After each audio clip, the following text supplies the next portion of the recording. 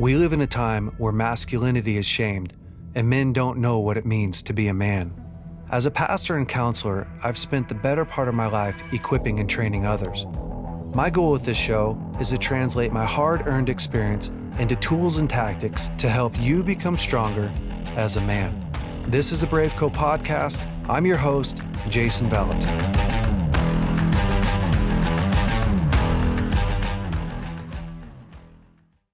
Fantastic. Bro, it's great to see you, man. What have you been up to? Overall, I say we're doing good, but we got a lot going on. Man, I don't know. Kids are beautiful. I don't know anybody that doesn't have a lot going on right now. Yeah, I know. It's true. It's true. I just kind of think it's life. It is. Right? Yeah. But there's some challenging things happening. I think, though, so isn't it, I don't want to talk too much before we get started with the podcast, but isn't it weird how some of the best things and worst things can be happening at the same time? Yeah. Like, my kids are growing up and they're beautiful and that's a lot of fun. But, you know, Sarah's dad is not doing great. My dad had a stroke this summer and he's doing good for having a stroke. But it's like the best things and the worst things are all happening at the same time. And one of the challenges is trying to figure out how to be there in the right capacity for both. Yeah. Right. You know, I want to celebrate my kids and the things that are happening with them. But then also it's very, very sad, you know, and difficult dealing with the cancer and the diagnosis and that kind of stuff. So because like my mother-in-law right now, she's in the last probably hour of her life. And oh no. Yeah, she's dying of cancer and she did a 2-year-long battle. You know, stomach cancer is stage 4 by the time they caught it. And so, I mean, like when you're talking through just the unknowns of, you know, when somebody gets cancer, you're like, oh man, you know, or they get ill. It's just like, oh, that's a bummer, you know, and it's tough, but it's all the things that you don't think about. And it is, it's watching somebody suffer, watching somebody really, do all that they know to do to persevere through life and losing them is a very, very challenging experience. But I've been thinking a lot, and not to get like super down this deep, dark hole. Sure. But you're also a poet and a songwriter. So I feel like we can I'm kind of exist for those moments, right? Yeah. But my wife and I spent 5 weeks with our young babies. So I have a 1-year-old and a 3-year-old, as well as, you know, 3 other older kids. But we took the young babies and we went to our in-laws, right, just to be with her. So we spent 5 weeks there, and my wife's still back there, and it's like this incredible privilege of walking someone to the end of their life, and then this devastating, like, I don't even know where to put it, because you're watching someone literally, like you're watching the end of their life, the very end of their life. And it's really hard to know how to wrap your mind around that. Yeah. And at the same time, like that end is coming for everyone. Yeah. And I think that that's what's really been on the forefront of my mind through this journey, is that none of us are escaping. You may not die of cancer or whatever, and I hope nobody does, because it's freaking the devil himself. Yeah. But we are all moving towards that spot in our life where we don't escape death, you know? And it just makes it really real. I don't know. Yeah. Man, it is, it's part of all of our stories. And I feel like, I mean, like you said, I'm a poet and an artist, and I haven't talked much about Enneagram in a long time, but people who are into the Enneagram would probably call me an Enneagram 4. Yes, come on. And, you know, and so it wouldn't be odd for an Enneagram 4 to think about death every day. Right. But I met a kid the other day. I was at my friend's house, and their son, we haven't seen them in a few years, and their son, I've known him his whole life, but haven't seen him in 3 or 4 years. He's 21 now. And last time I saw him, he was a teenager. Now he's a grown up. And so we're sitting having these conversations. And I was like, oh my gosh, all this time I didn't realize you were an Enneagram 4. We have so much to talk about. And at the table, he was like, am I weird? He's like told one of his friends, am I weird that I think about when I die, what they're going to say at my funeral and what people are going to think of me? And everyone at the table was sort of quiet, and we said the blessing. And then afterwards said, I think about that every day. All right, pass the potatoes. Because not in a morbid way, I don't enjoy death or like it at all. I mean, I'm not weirdly fascinated with it, but the fact that it's part of our story, it's hard for me as a person who struggles I always feel like I got to be the most me I can be. And I have to sometimes remind myself, like, it's just because I feel this way doesn't mean the whole room has to feel this way. Right. But it's hard for me to live in a world where that's part of it and not admit that that's part of the story. Right. Because it is. And I'm not saying I like death or death is good, but it does contextualize your life in a way where if you allow it to contextualize your life in a good way, it can help you live a better life. Maybe take your life more seriously. Maybe acknowledge some of the beauty in your life that you might be missing. And when people get old and they're in those last days of their lives, I've read interviews about the things they talk about, and they never ever say, I wish I made more money. Yeah. They never say, man, I wish I'd have bought that car. They say all their regrets, all of them have to do with other human beings. Yeah. It's real. And so I think it's easy to live life and just think you have forever with these human people, these little miracles that live around you, and get to the end and be like, oh my gosh, I didn't do some of the most important, beautiful things I could have done with these people. I didn't have this conversation or that conversation. Yeah. And certainly nobody's perfect in that. But I do feel like if there's anything positive about it, it's that it does create an awareness in you that your life matters and there are things happening around you that you may not see if you're too focused on the immediate need, right? I think it's so true. It's we often need a real dose of reality to get us back to what really matters and what's worth aiming at, right? Because I just feel like so much of culture is telling me what I should be aiming at and what success is, and even just my own personal desires, right? Like I have some real desires that sometimes I just have to beat them down and go, man, I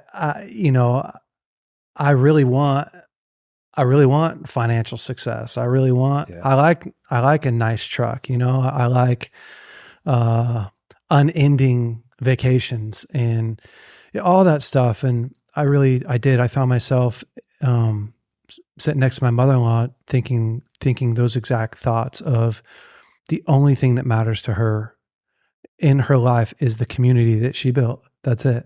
That's all that matters right now are the people that are coming to see her, the words that she's saying to them, and then what lives on through her when she's gone, right? Like what are the attributes, what are the gifts that she left behind? And, it hasn't fully cured I really want to work hard and have some money in my bank account, as there's nothing wrong with that, but it really has helped to refocus and even just make me feel like I am being successful. I'm investing my time into the places that really matter the most, which, gosh, man, sometimes if you're sitting on the couch at home with your kids and you're not thinking about it, you're just like, I should be doing a million other things right now. And the truth is like, probably not. Maybe I shouldn't. Yeah. But I feel like I should introduce you because, one, if people don't know you, they're like, man, he's having this real deep conversation with a guy that I don't know. But everyone, this is JOHN MARK MCMILLAN, and I've had the privilege to call you a friend for quite a few years now. And you're just an incredible man and an incredible songwriter and musician and just a great, genuine human being. And I say this, I like to bring men on here that other men can really look up to and model things after in their life. And I think being a singer songwriter, it really does like you're the guy. We really rely on singer songwriters to say everything that we want to say, but we don't necessarily have the courage to say, and or put things in a way that help us really understand, a little bit more about life and ourselves. And so you're just, you've done that successfully for a really long time, and so I applaud you for doing that. And kind of my own personal journey. It's really interesting. Like I found you in the worst place of my life. And I think you had written the song, which we'll talk about a little bit, How He Loves. I can't remember what year you wrote that. Do you remember what year you wrote that? It was 2002 or 2003. Okay. Yeah. Somewhere in that time. Yeah.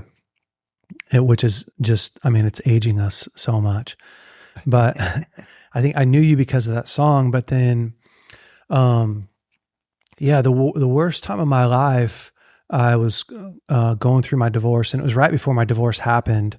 My wife was in a really hard place, and it's funny how, again, man, people are going to start listening to this and be like, I don't know that I can go down these deep, dark holes today. So yeah, you might want to buckle up or whatever. But it's funny how often a hard time comes upon you and you didn't see it coming. That's what always gets me. It's like, dang, man, how did I end up here? I did not see this coming. So it was one of those seasons in my marriage where it just started out seeming a little disconnected, and it got harder and harder. And then pretty soon, I realized, like, I don't know that my marriage is going to last. And I'm not even sure why. Like, I'm not sure what's happening. And I was having just tons of anxiety trying to figure out how to pull my marriage together and reconnect and all that stuff. And so I was going on walks every morning, like 5 a.m. because I couldn't sleep very well. And I remember grabbing, what was it called? Apple made it. It was like the Shuffle or something, 2007. Yeah. So I grabbed one of those, and maybe it was an iPod Shuffle. Yeah. And it was loaded up with your album. I think it was the Yellow album. What's the song inside the breakdown? The songs inside the breakdown. Yeah, the song inside the sounds of breaking down. Oh, yeah. Sorry, I screwed that up. No, it's okay. It's actually too long now for the screen, so I have to wait for it to pass by. So yeah. And so I put that on. I remember like the first day, like I started on this walk and I put it on, dude, and you just start out like, I'm breaking down. And man, like that album helped me so much. It helped me process through. It helped me find hope. It helped me get to a place of peace. And I think when you go through something like that with an album, you feel really connected to the guy who wrote it. It's just what happens. I'm sure you've done that in life, but it was kind of like the album for that season in my life. And so, man, I always have a special place for you in my heart, because it's like we walked together through that season. You didn't know it, but we did. And so thank you so much for just your effort and energy and your continual pursuit of what God's called you in your life. It's helping so much. So I just want to start out with that. Yeah. Wow. Well, thank you. That's the kindest, most generous introduction I think I've ever had. That's beautiful. Thank you. What got you into music? Like, was there like a significant experience that you had, or, what got you started? Yep. So there's a number of experiences. I think initially I was really kind of lonely in junior high, middle school. And I always liked music. I think nobody's not a music fan, but I don't know that I was a serious music listener. Just everybody likes something, is connected to something. And in middle school, I was having a really hard time fitting in. I think I was a pretty sensitive kid. I grew up in a pretty spiritual household, and then you're in middle school where it's literally like survival of the fittest, right? So If there's anything about you that looks or smells or feels different, they're going to like point it out, and they're going to exploit your weakness like at every opportunity. And so when you express that bothers you, it's like blood in the water, right? And so they're coming after you. They're going to mess with you in the locker room. They're going to, it's that like a trial by fire middle school years. I'm walking through that with my kids now. So that's bro, it's fun brutal. and exciting. Yeah, it's brutal. It is. But I felt really lonely. And I remember, probably, I don't know, 7th grade, 8th grade. I had a couple of friends, neighborhood friends, and like when you're a kid, your friends this month and not next month. You have some of those friends who are better than others, but then, like I may not have classes with these friends. So I felt like really alone. And I ended up making friends with this guy. He was one of the most interesting people I'd ever met at this point. He had bright red hair. He had big glasses, and he was so different than everyone else and so confident. He didn't care. He wore big boots and big pants, and he was kind of rough. He's kind of a tough guy, but he always, I saw him stand up for himself, and it sort of inspired me. I like, well, man, I could be friends with this guy, even though he was so different from me. And he would stand up for me, and then I was like, well, I would stand up for him, and we developed this relationship. And he was such a brave guy, right? And he was really inspiring. Looking back, he had a pretty difficult childhood. Like I know what he was going through at home at the time, right? But back then I didn't understand. I just saw him, and he was really into music. He introduced me to comic books. He introduced me to rock and roll. Wow. He introduced me to so many of the things that I love today. And the beautiful thing is he and I have reconnected. He comes to my church now. I see him pretty often. Like it's just one of those friendships that I could even get a little emotional thinking about it, right? Yeah. Because I was probably drowning. I think I'm emotional because I'm walking through this with my kids, and this is what I want for them, right? Yeah, I want them to meet that person, that one friend. So having that one friend made all the difference for me. And he introduced me to, probably things my parents were not excited about, but it wasn't drugs. It wasn't alcohol.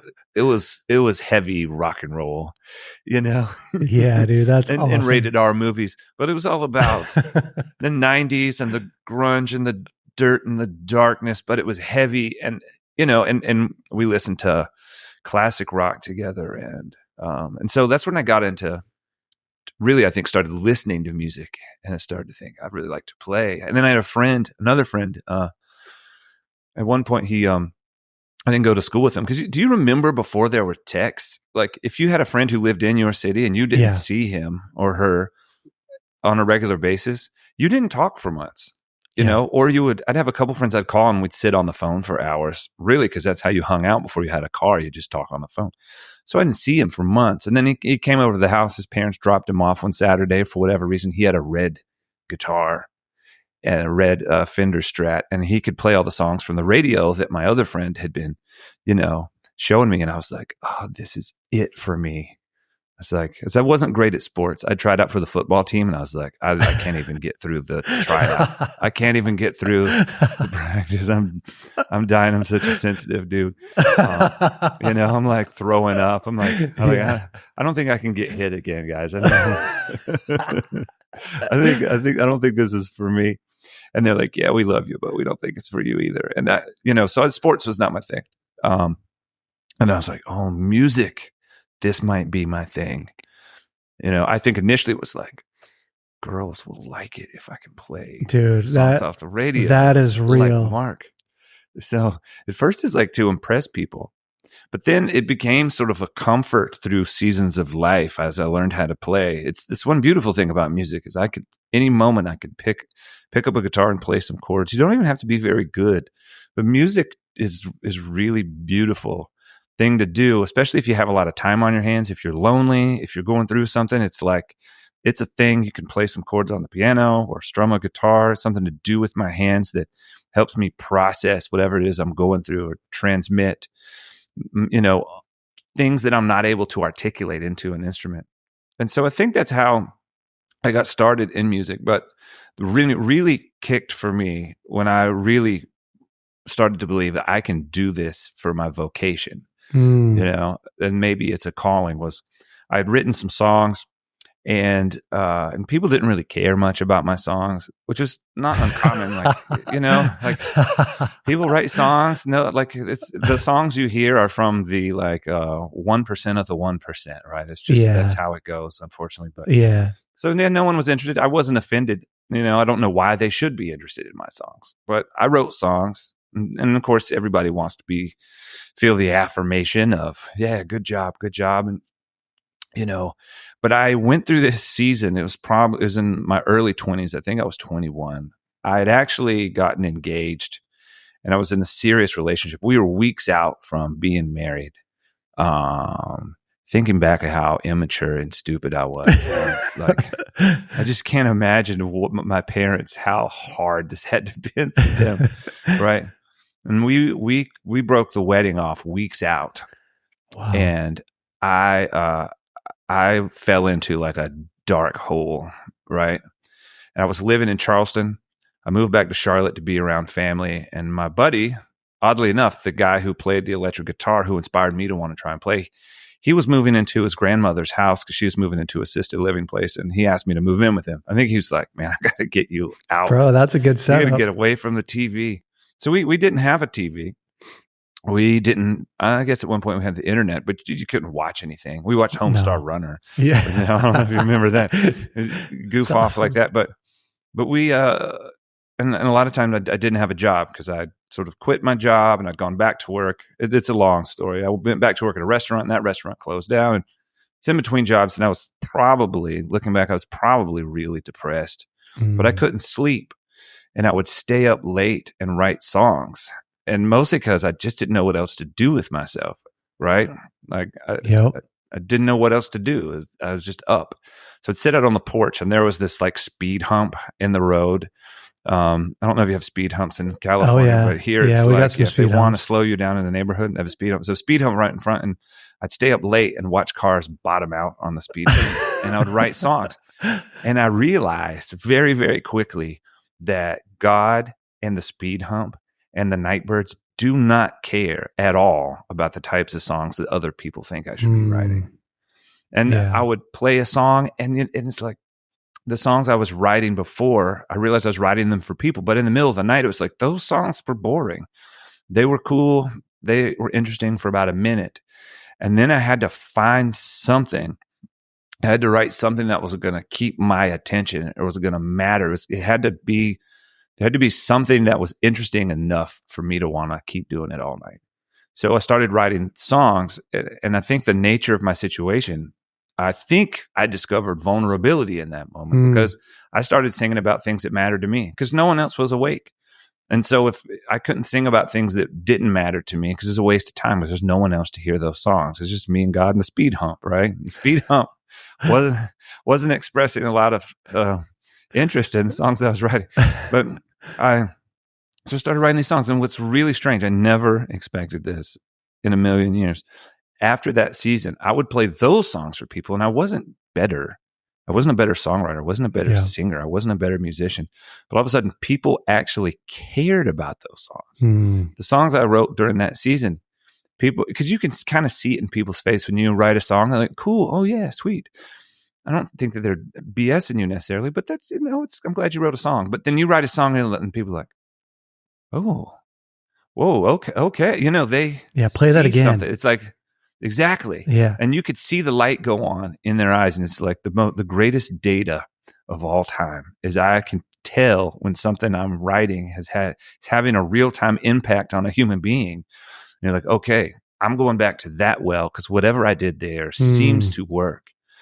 And I feel like I don't even think I had the language back then, but I'd sort of discovered vulnerability. I'd allowed, maybe even these days, I would say that I sort of allowed some of my shadow into my work, right? Yeah. Because, I was singing about the things that I was afraid of. I was singing about the things that I was sad about. I was singing about the things that I was embarrassed of. I sort of put it all out there in my music, and not in maybe an explicit way. Yeah. But it colored or affected or leaned on the music that I was making. And I sort of embraced parts of me that I had tried to hide before. And when I allowed those things into the music, all of a sudden it resonated with people. And I think what it is, if I was going to get real psychological with it, is that people, I think most people, and I don't mean this in a narcissistic way, but most people are looking for themselves. Mm-hmm. They're looking for themselves. And when you allow some of your shadow into your music or into what it is you do, they don't even know what it is, but they see themselves in you. They resonate with you, and it endears you to the people. It endears your work to people. And so they hear themselves.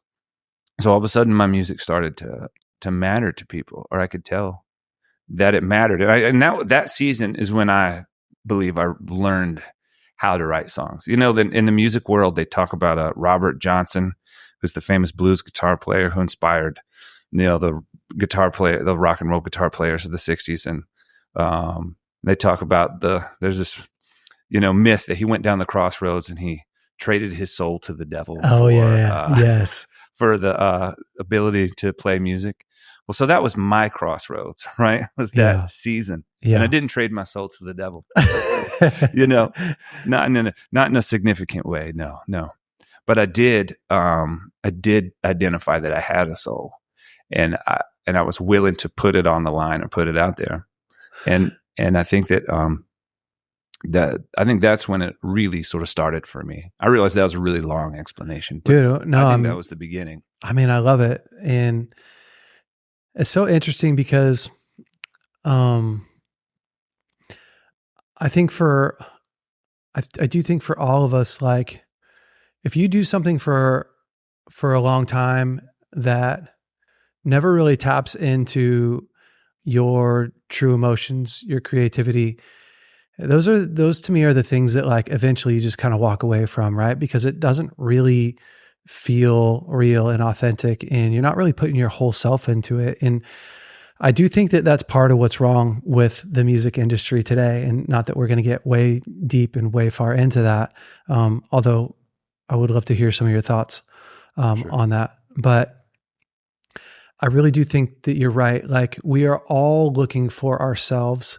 Even in a best friend, honestly, my best friends have the same hobbies that I have and the same core beliefs that I have almost. And maybe they didn't have the same life experience that I have, but it's easy, right? Because I'm experiencing a version of myself that maybe they have, a little bit different, but they like the same hobbies and they have the same core beliefs and we like to do the same things. And it's the first thing that we all look for when we get a yearbook from school. I look for myself, right? We're all trying to find ourselves. What do we look like? What does it feel like? And I think music is so powerful because what we learn is what I'm going through is also really what everyone else is going through. And I think that I'm sure that you've heard of the guy who just became really popular, Oliver, what's his last name? I think I know who you're talking about. The guy from Virginia. Oliver Anthony, is that his name? Yeah. Yeah. I don't remember his last name, but I'm definitely familiar. Yeah. And it's so interesting because he just came out with Richmond, north of Richmond, right? Like people started hearing that song.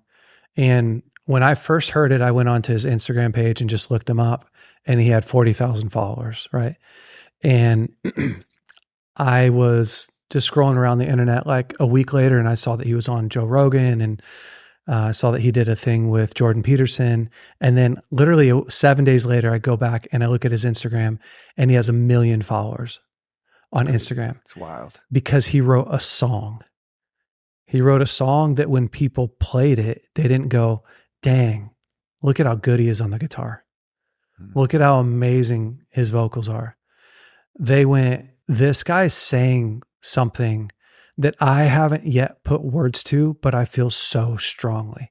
And that's the power of music, right? Like the power of music, at least on one level, is you can explain something to me and with me that like we can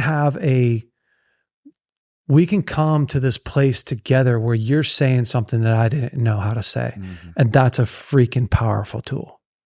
It's incredible. It really is. And I'm speaking as a music fan. Yeah. Like, it's unreal what music can do to you.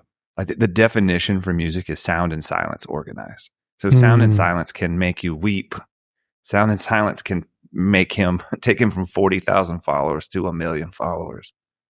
Yeah. Because overnight. obviously there's something that is imprinted or something that is packaged or something in those sounds that matters. And I think that what it is that we live, I think we tend to think that our conscious thoughts are driving the boat, right? Yeah.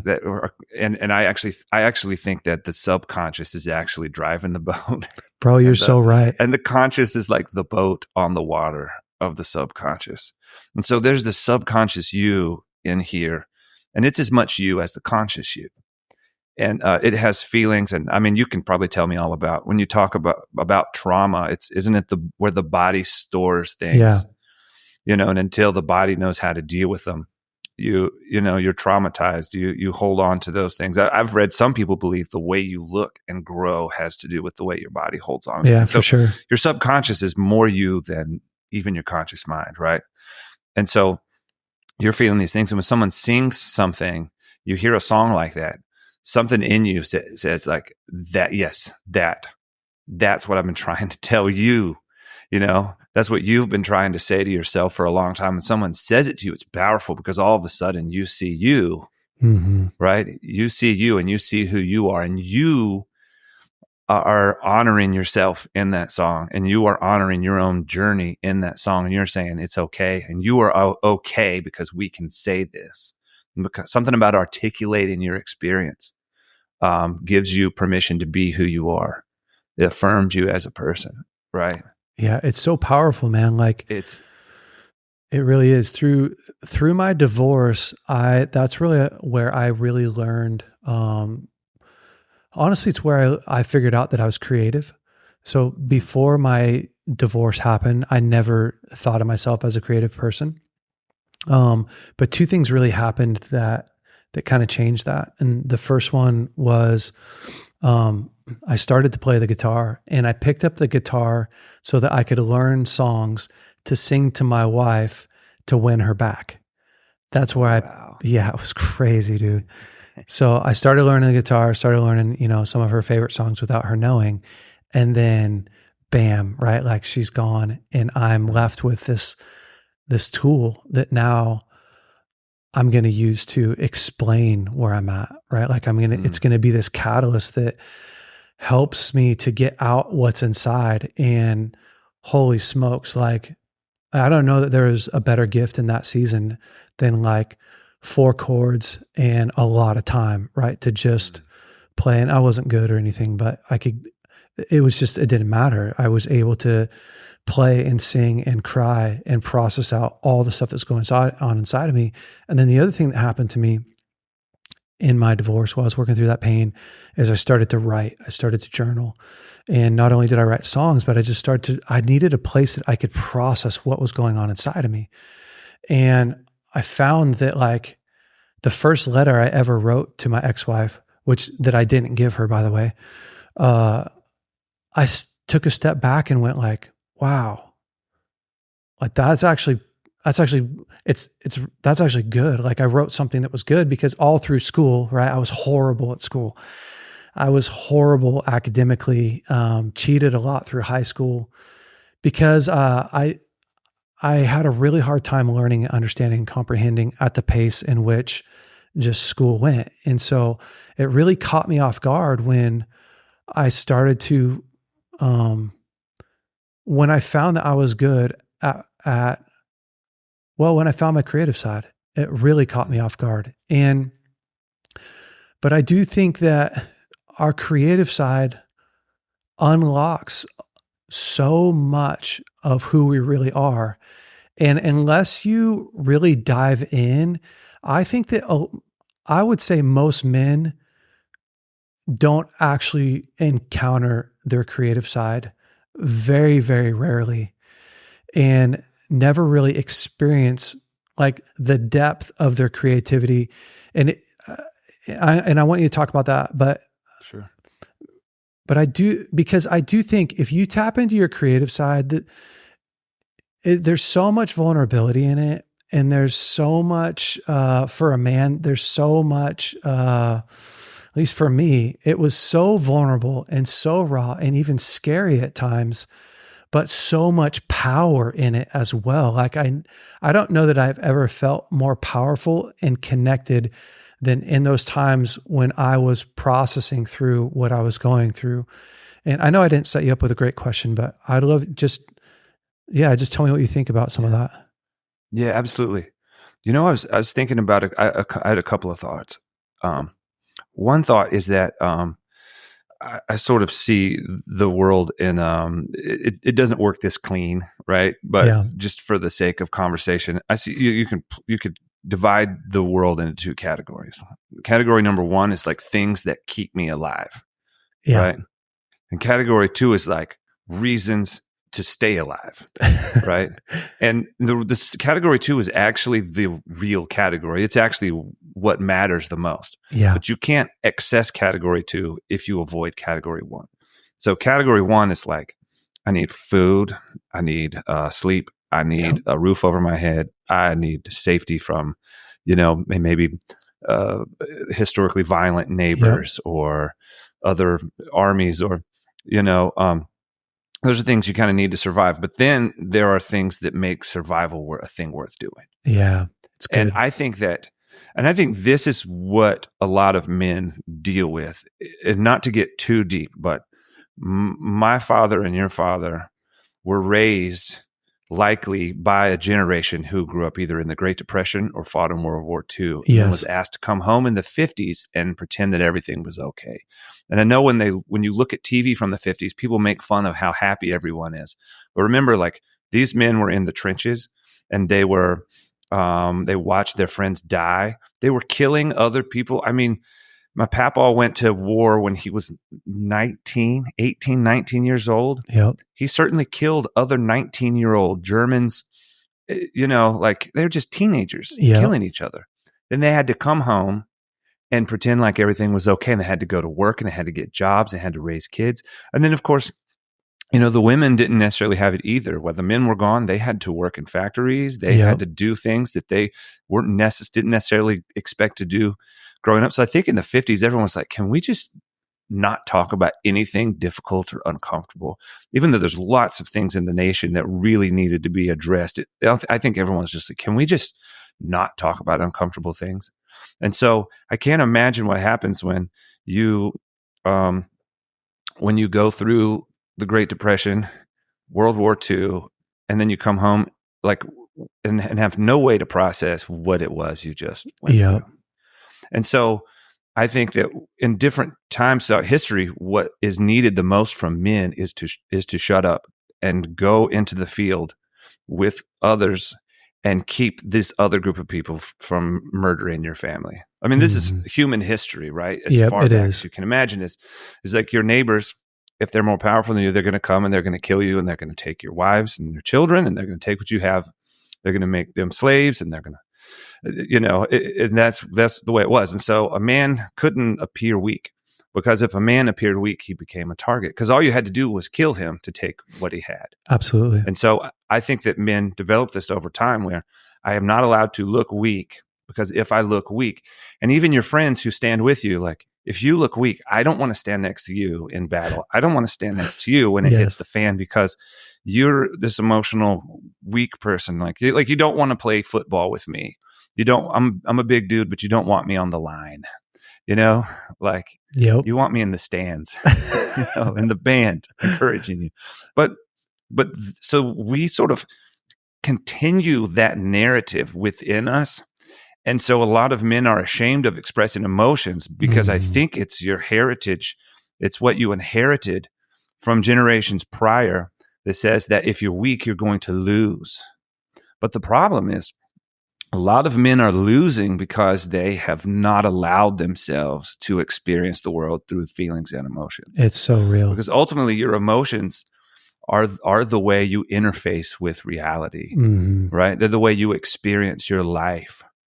And so to shut those things off, I think it means that there's whole portions of your life. So you lock yourself into category 1 when you refuse to allow yourself to have emotions. And there are people who are more extroverted and more introverted, and neither one of those is more or less healthy. So some people, you don't have to be expressive in your emotions to experience them necessarily. But I do think as men, we're sort of raised to not feel anything.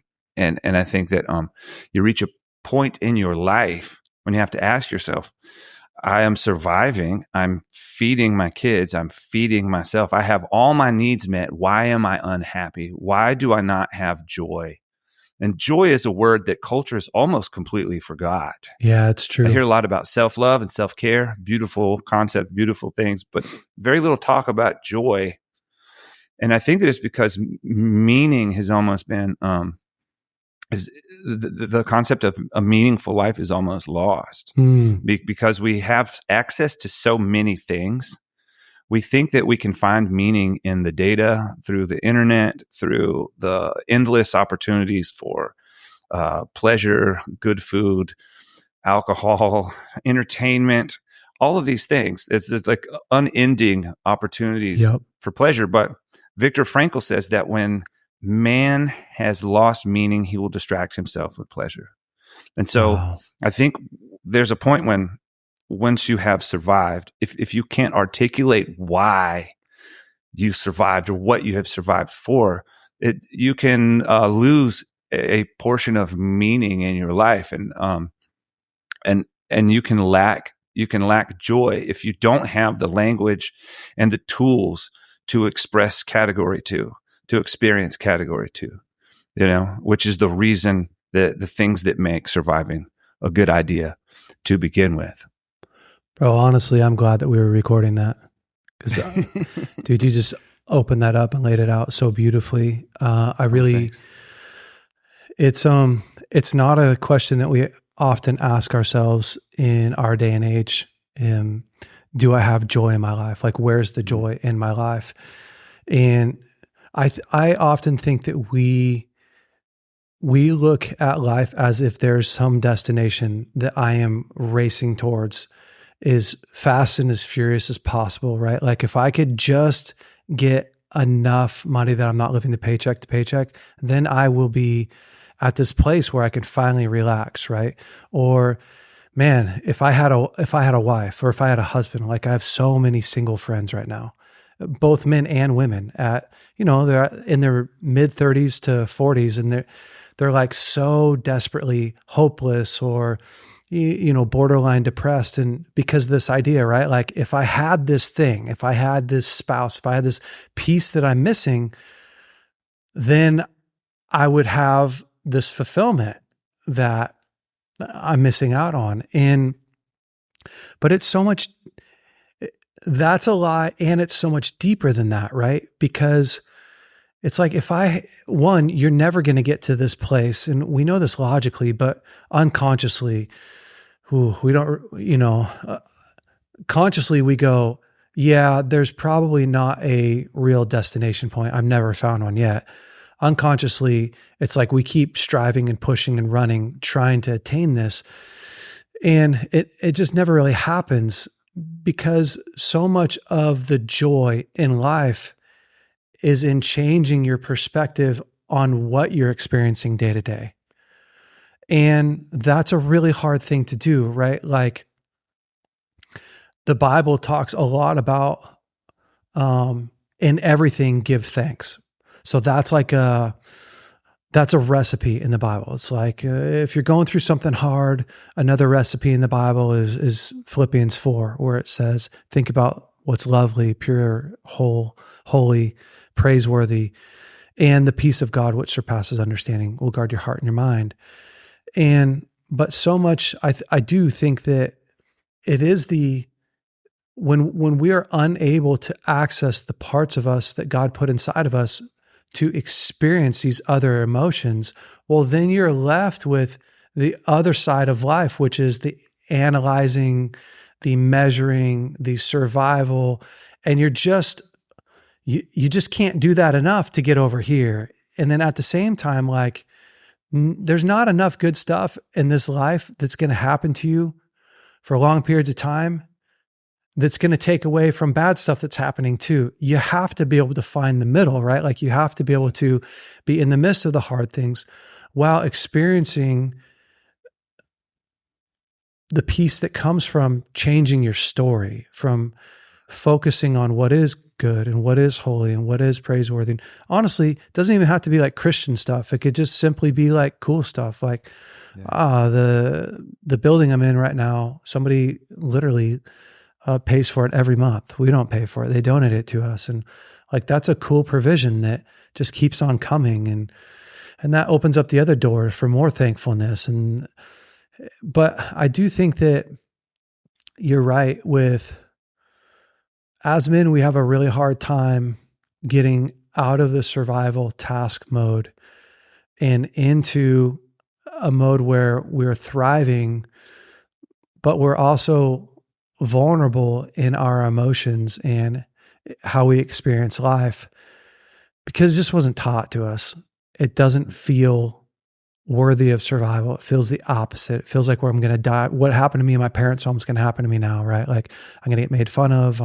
What happened to you at school is going to be what all your friends do now, right? They bully you. They whatever, house you. Just a lot of guys have never overcome their past, and that haunts them. And I do think that that's a big challenge. How has it been for you growing up in the church?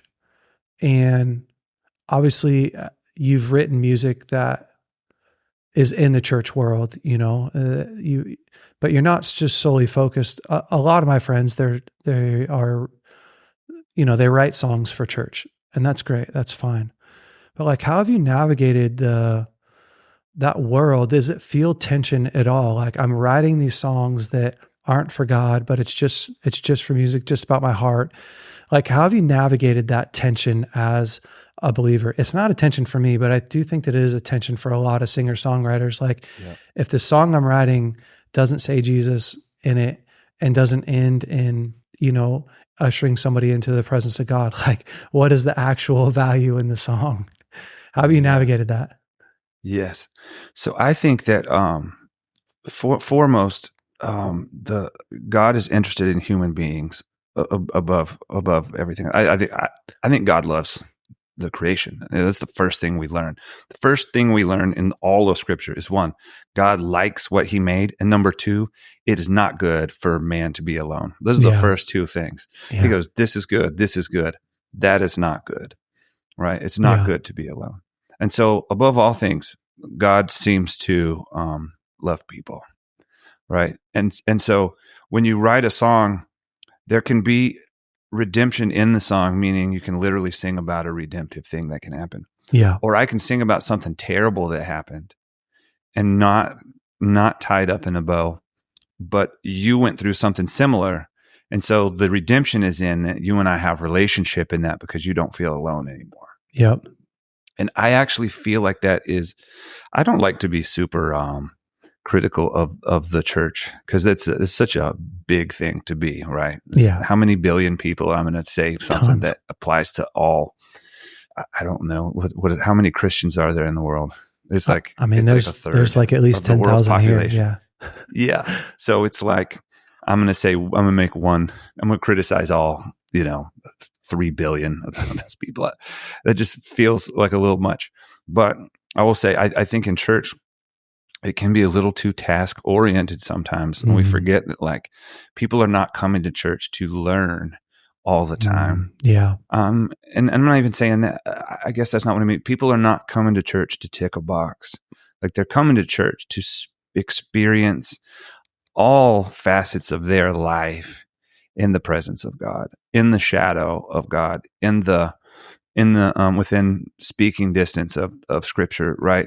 It's like I can't remember who said this, but a friend of mine said he didn't like Bob Dylan's Christian albums. I actually kind of did. I kind of did. He didn't like them, and he said that he didn't want to hear Bob Dylan singing Christian music. He wanted to hear what a Christian Bob Dylan has to say about the world. He thought that's that was cool. more interesting. Yeah, that's cool. And so for me, it's I see it as my vocation is sing worship songs in church, but also I feel like some of an obligation to express who I am into the world. The other thing is I feel like I don't feel this way about other people, but about myself is the God song is honest if I don't have to do it, right? If I have to do it, then it's almost like it has to be a choice. So if I can't write a song about my wife or anything else, it feels dishonest to try and write about God. That's obviously just my point of view. And it doesn't even mean it applies to other people. But so for me, it's like the freedom to write about whatever I want to write about, to me adds to whatever it is that I write about, because it hopefully it rings honest when I do say it, whatever it is that I'm trying to say. So there has been a tension. I think the world has changed a good bit in the last few years, where I'm allowed to sing about different things, and I can be taken seriously with my worship music and do the other thing. I think the problem really comes when one of those two things is there's more worldly success attached to one. Yeah. Because then there's a temptation to double down on it. And that's good business, right? You maximize your profit, double down. If you have 7 products and one is outperforming the other 6, then ditch the other 6. Yep, do that. And I get that, but when it comes to making something that is art, when it comes to being involved in category 2, it's like you have to acknowledge that category 1 exists, that the survival exists. You have to acknowledge that I can't record an album without money, but the money has to serve the art. Yeah. And the art starts serving the money, things get a little bit sideways. And I understand that there's always a tension there. Like that's never fully going to go away. That's just part of the process, is figuring out how to navigate. Well, I wanted to ask you, like, how have you managed that? Because I don't know. I mean, one, I just think in general, as a man and as a businessman, there's a lot of businessmen that listen to the podcast. Like it's really tempting and easy to chase success and to find yourself like, man, I really am just, I'm chasing success. And I know that that's something that obviously you've come across a lot, because you've had a lot of success in music. I mean, you have over 500,000 listens on Spotify each month. And, just like the stats go on and on and on. How do you manage your heart and not just like, I got to sit down right now and write another banger so that people freaking like it and I get paid? Like, how do you manage that? So it's difficult, actually. Yeah. I think I wrestle with that every day. That might be the first thing I think about when I wake up every morning, if I'm just being totally honest. I love that. But I think that I have to remind myself that I wasn't put on this earth to be successful, but I've been given success so that I can attempt to accomplish what I've been put on this earth to do. So I'm not demeaning the success or being unthankful or ungrateful for the success. I'm certainly not saying I don't like it. Like I do. Yeah, absolutely. It. But the survival, the survival exists for the category 2. The money you make and the success exists so that you can do something else with the success. And when it gets turned upside down, I think is where it gets wonky, right? But every businessman out there who is making money, like, has opportunity to do really good things in the world that they wouldn't be able to do otherwise. They have opportunities to take care of their family, speak into the lives of people, so I'm not down on success. I just think that success needs to serve the reason that you're here. Otherwise, you'll just success yourself into the grave. Yeah. Right. And the other thing that's interesting is the word success. Doesn't the word success really come from the idea of a successor, or what you leave behind? This real success is not what you accumulate. Real success is the impact you have, maybe when you're gone even. Yeah. Right. To me, that's success. And Succession, like the show, it's all about that, right? Who's going to inherit the crown? What's left? What is the impact? What matters? Right. And they all, of course, have the wrong idea of what matters. It's all about power. Yeah. But you can't. Yeah. You can't carry power into your grave, right? Unfortunately not. Unfortunately, no. Yeah. I know for me, like, I agree. Like, it's always something that I have to wrestle with in make sure that like, am I doing what I'm doing because like I really believe in it? And is that my number one motivation and driver? And if I can make money doing that, that's even better, right? That's a benefit, a bonus. But I do think too, like sometimes when I make my mission the main focus, then I'm back into that creative place where I go like, okay, I really want to help men, right? And I can help men because I really want to make money, or I can help men because I want to see men get well. And when I start from a place of like, I really want to see men get well, okay, what's the best way to do that? And if I start from that place, then I'll create a really cool thing for men that really helps them. And great, if I can monetize that, that's cool. If everyone can win, that's awesome. But if I can't monetize that, I'm still accomplishing the mission, right? I'm helping men get well. And ultimately, that's the only thing that really matters. And I just, like, I've had to check myself too and go back just even in my personal life and go like, okay, my main motivation has to be my main mission. And everybody's got to eat, everybody's got to buy gas and do all those things. And I got to take care of my family. But there's a scripture in the Bible that says a man's gift makes a way for him and brings him before kings. And it's like, if I just do my gift really well and steward that really well, I'll get back, like that will naturally have this progression, this place that really takes care of me and takes care of my family and takes care of the people around me. But dude, I think I would be lying as well to say like, that's not a battle, that it is a battle that I have to continually refocus and remind myself to focus on what's important. Yep. Yeah. And that's totally a challenge. What it is. Do you have a song that you feel like this is the most important song I've ever written? I don't normally have favorite songs within the past few years. There's a song called "The Road, the Rocks, and the Weeds," which is my favorite song I've ever written. Wow. It's the whole concept is that Jesus is the God who feels your diseases. He doesn't just heal your diseases. He also feels them. And the whole idea is that this is what separates Jesus from all the other gods. So wow. One of the lines is this idea of Jesus, it's obviously poetry, and it's almost like Jesus is sitting on Mount Olympus with the other gods. And Jesus is the one who decides to descend Mount Olympus and live among the bugs that we are, right? But not just that, he goes all the way down, and his like blood is spread out in creation, in the dirt. Wow. His body is buried.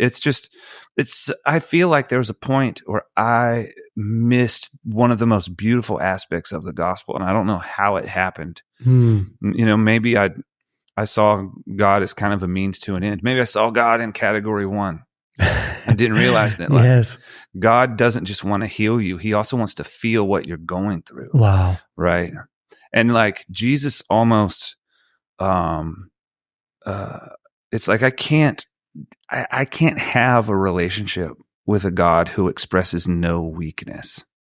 It's like, well, God, the vulnerability is your only opportunity to in with anybody, to have any real connection. And so God makes himself vulnerable in the most vulnerable. He makes himself as vulnerably as he possibly could, naked and dying.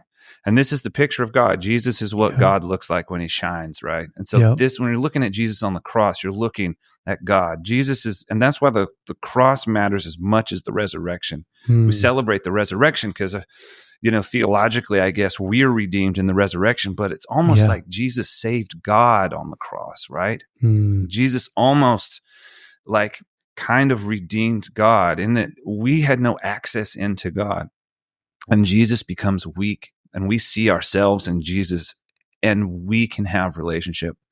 It's hard to have a relationship with a God who watches the Holocaust with a bag of chips and a tall boy. Yeah, dude. Right? Yes. But it's different when you're like, but our God also suffers. It's like, I can have a relationship with a God like that, right? And so for me, I don't even know how we got here. How did we get here? We're talking about your most important song. Yeah. The Road, the Rocks, and the Weeds. Dude, it's amazing. Jesus.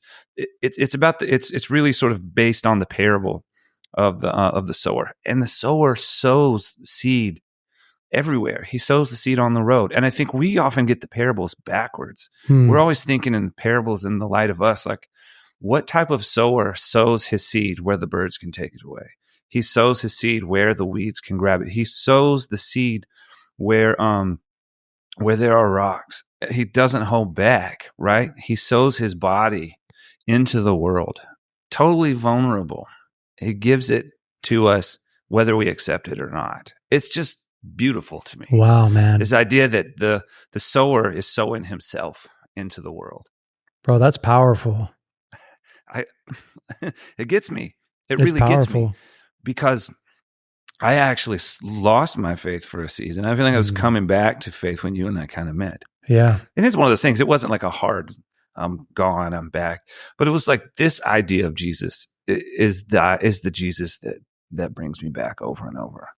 Because sometimes you don't get healed, right? Like sometimes you don't get healed. And even Lazarus, who was raised from the dead, died again at some point. So it's like we want to go to God to escape, certain aspects of humanity that are inescapable. And God is like, I will save you from a lot of things, but there's some things God is not going to save you from. But what he will do is he will walk with you through all of it, down to the deepest place, to the deepest, darkest place. Yeah. Sorry, I just got heavy.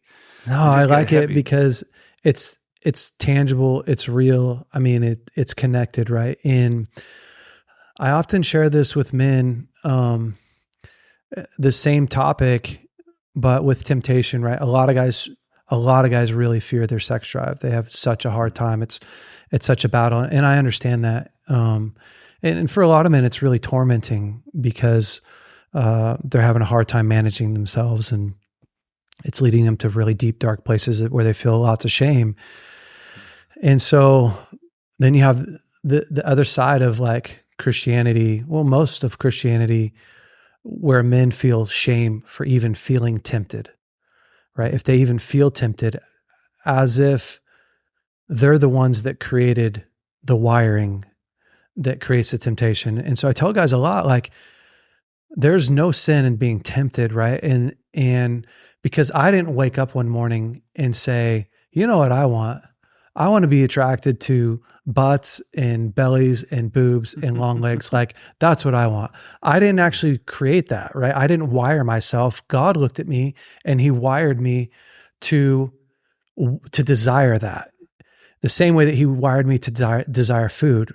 But what creates nobility in a man is a man who directs that desire, right? Like, I really want food. I don't just want healthy food. Like, I want food, and now I'm going to manage that appetite, and I'm only going to eat this food. Or I really want wealth.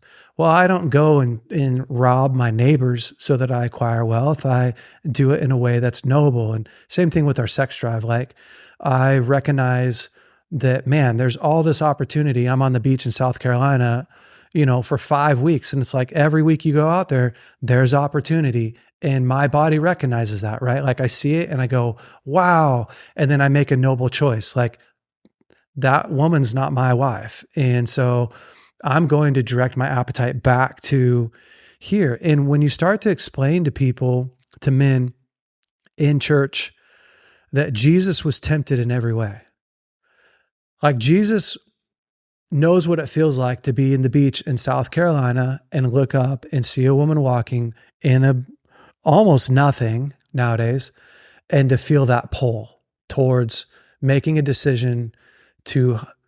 selfish decision to have her, right? And he knows what it feels like to feel the pull towards another man with same-sex attraction. Like, Jesus knows that. And if he doesn't, like, if Jesus doesn't know what it feels like to be tempted,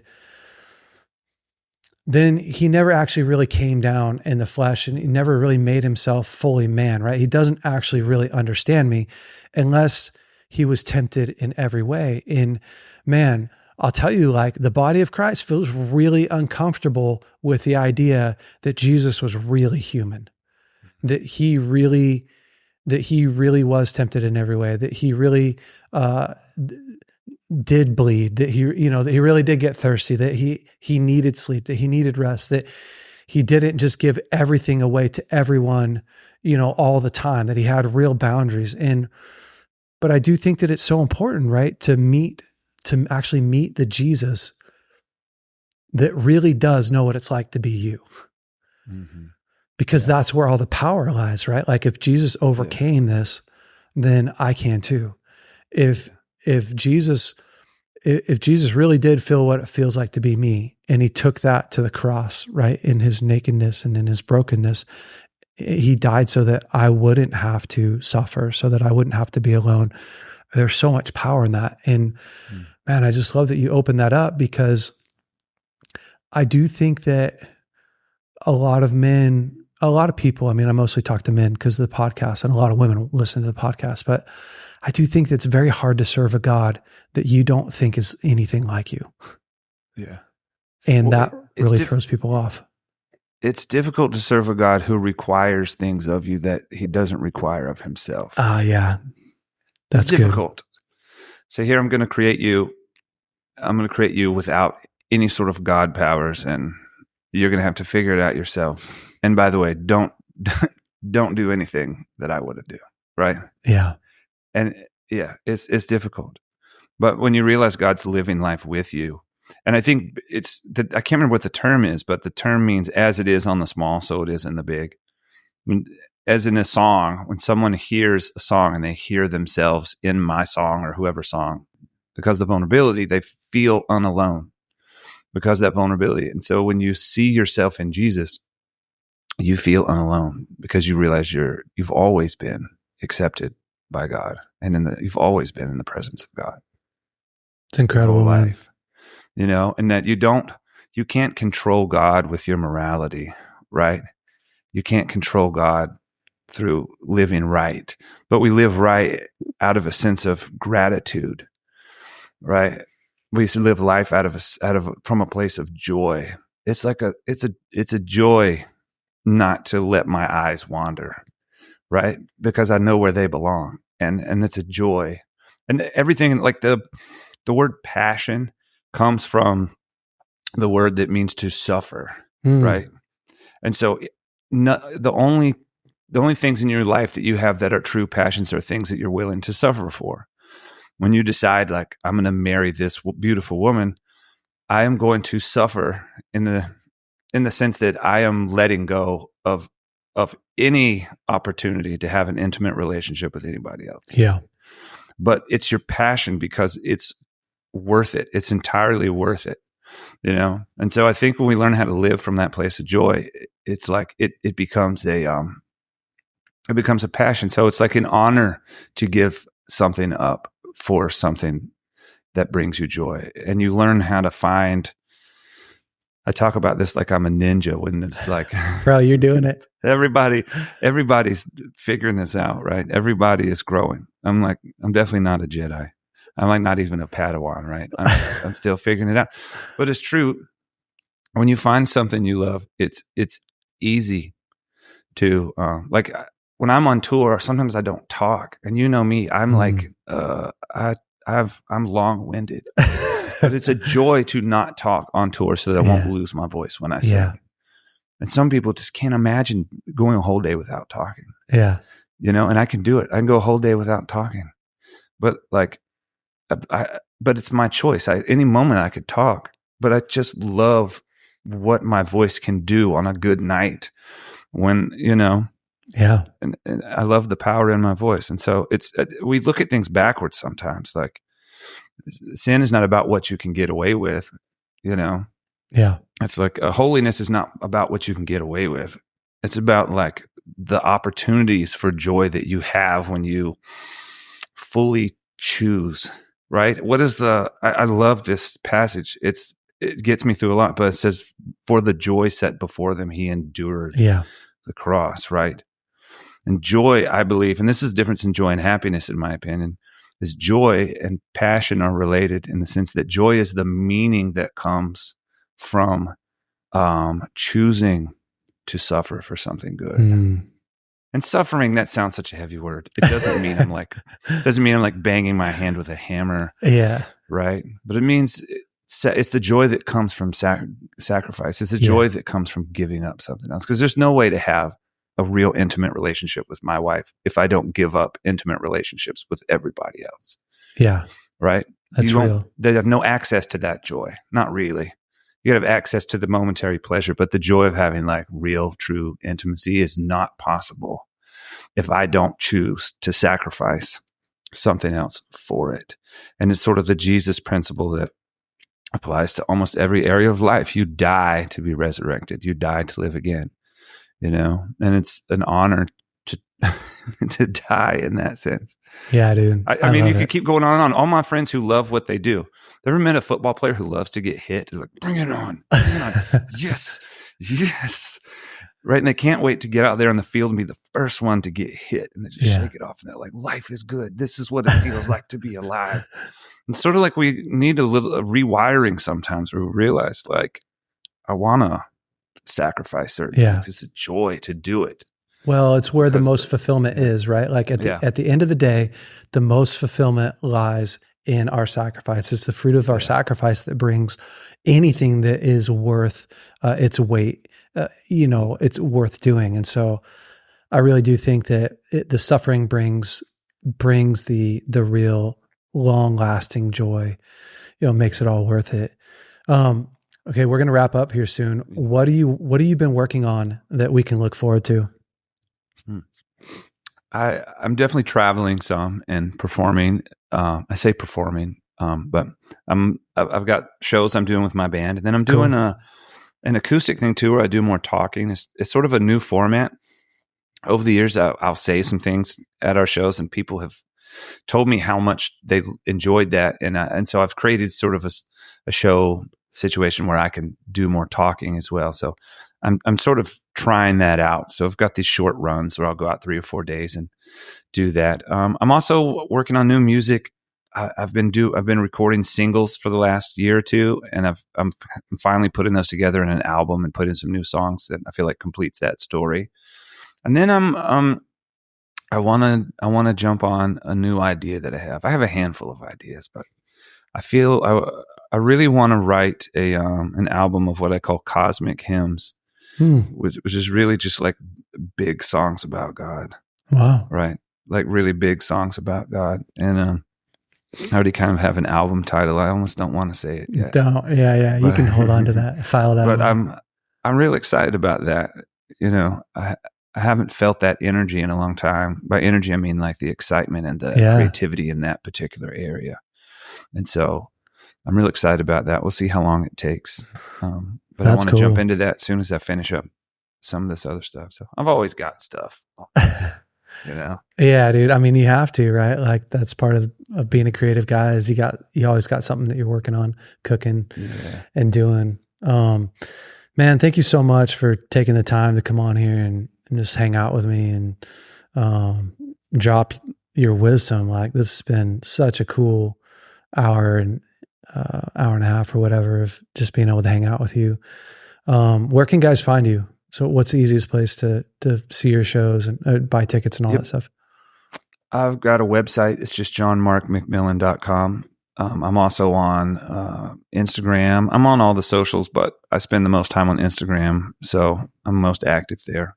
And so they can connect with me in any of those places. Yeah. Awesome.